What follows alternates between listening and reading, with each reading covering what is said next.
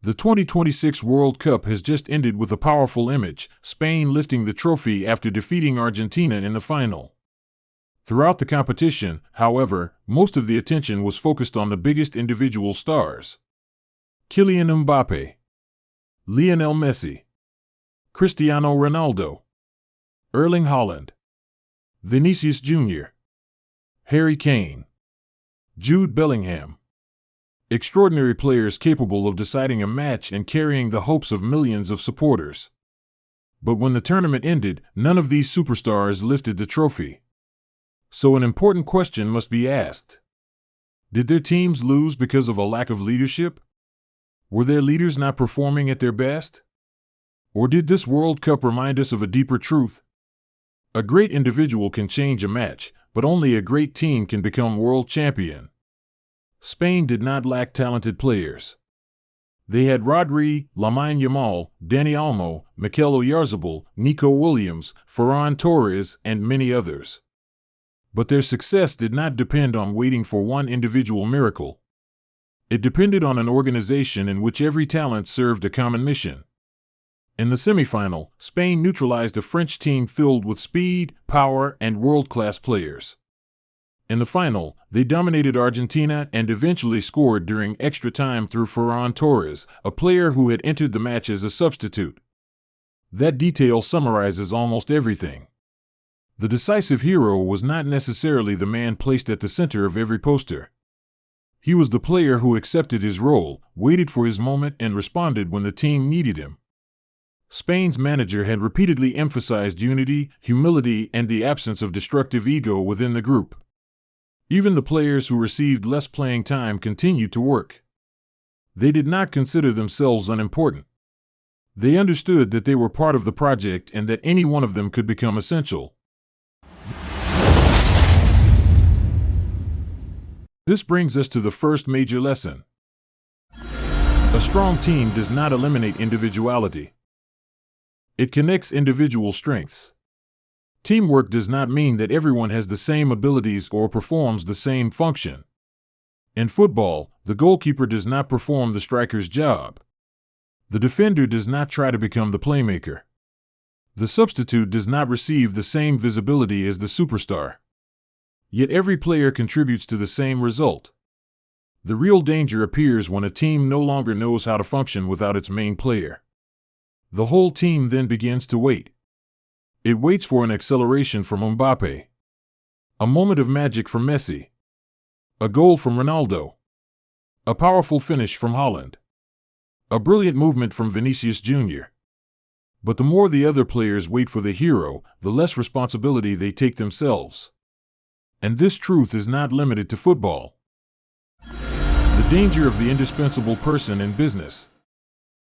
Some companies have a brilliant executive, an exceptional salesperson, or an extremely talented engineer. Everyone becomes used to depending on that person. That person solves the problems, reassures the clients, and rescues projects that are falling behind schedule. At first, this may appear efficient. But in reality, the organization becomes fragile. When that person is absent, exhausted, or unavailable, everything slows down. Decisions remain blocked. Employees hesitate to act. The leader's talent, instead of helping the team grow, makes the team dependent. A great leader is therefore not someone who becomes indispensable in every situation. A great leader makes other people capable of acting without constantly waiting for his or her intervention. The leader clarifies the vision, distributes responsibilities, builds trust, develops people's abilities, allows team members to speak when they identify a problem. And when success arrives, the leader does not try to take all the credit. Leadership can also be shared.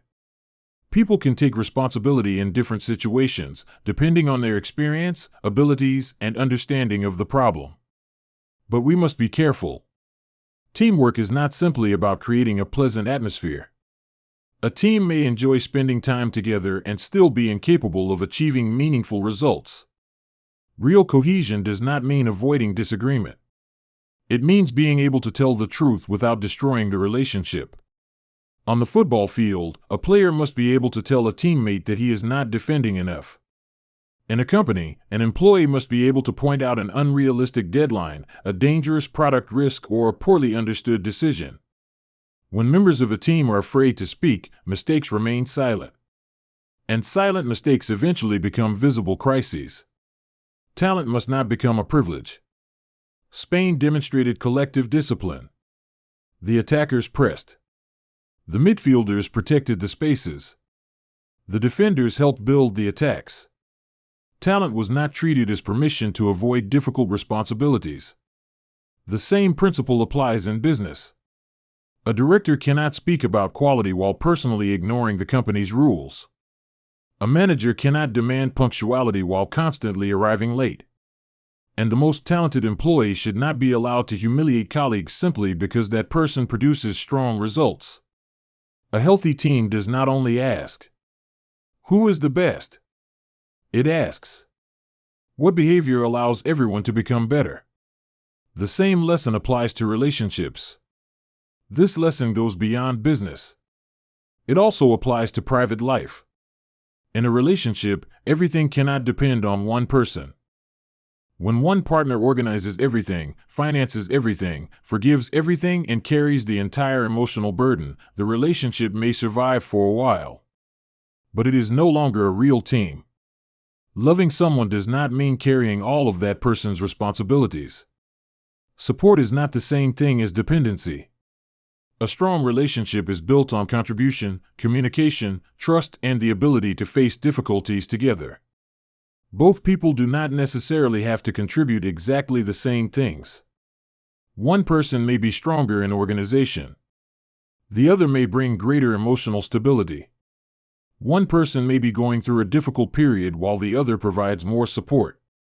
But over time, both people must contribute to the shared relationship. Otherwise, love can become a burden for one person and a comfortable habit for the other. Responsibility inside the family. The same principle applies within the family. Every person must understand that he or she has a role. Parents lead and protect, but they must also gradually teach their children to become responsible. Doing everything for someone may appear helpful, but it can also prevent that person from growing. A strong team does not keep its members weak. It develops their independence while maintaining unity.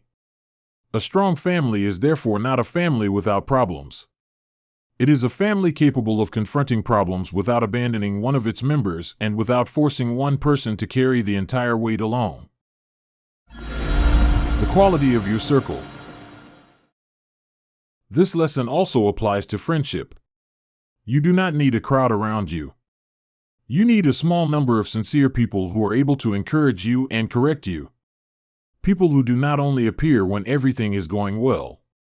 People who respect your mission, your time, and your development. The quality of your circle matters more than its size. You do not need a large group in order to succeed. You need sincere, disciplined people who are aligned with a meaningful vision. But quality does not only mean receiving support from others. It also means becoming a reliable member of the group yourself. Many people want loyal friends, committed colleagues, and an understanding partner. But they never ask whether they offer the same qualities in return. Teamwork therefore begins with a personal question. What do I bring to the group to which I belong? Do I bring clarity or confusion? Energy or discouragement? Solutions or only criticism? Do I respect my responsibilities even when nobody is watching? Do I celebrate the success of others or only my own success? Invisible efforts create visible victories. This is where discipline becomes essential. Spain did not become world champion only because of a tactical idea. An idea has no value when the players refuse to execute it. Teamwork requires every person to accept invisible efforts. Running to close an open space. Making a simple pass instead of attempting a spectacular action. Remaining focused while another person receives the applause. At work, invisible effort may mean documenting a process, sharing information, training a colleague, or admitting a mistake. In private life, it may mean listening carefully, keeping a promise, completing household responsibilities, or supporting someone without demanding recognition. These actions are rarely spectacular, but they build trust.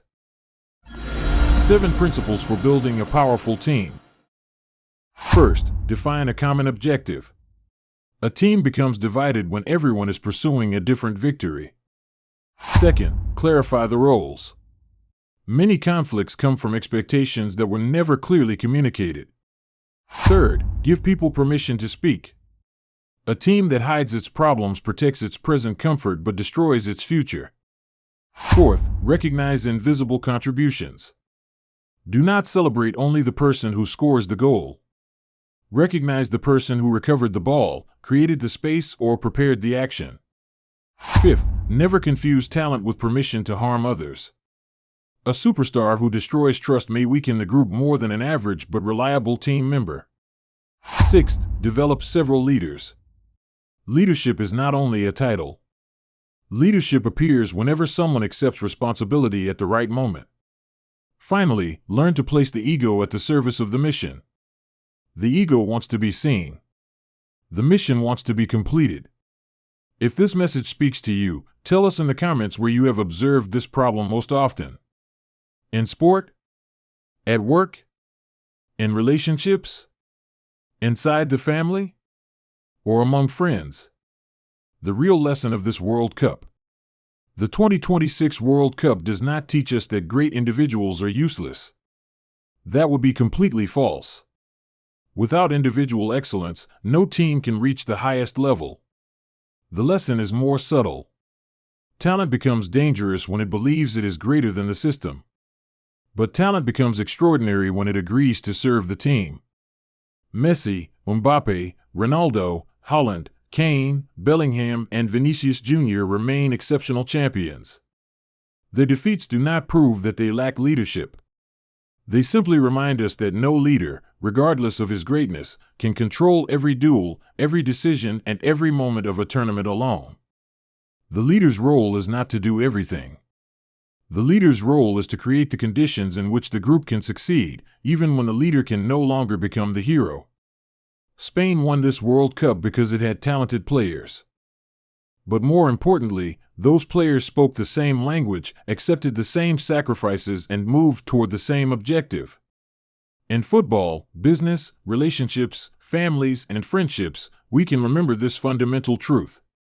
One brilliant individual can attract all the attention. But a united team can achieve what no individual could ever accomplish alone. Subscribe to the channel for more powerful leadership lessons drawn from sport, history, and real life. And remember, victory does not begin when everyone tries to become the star. Victory begins when everyone decides to become useful to something greater than themselves.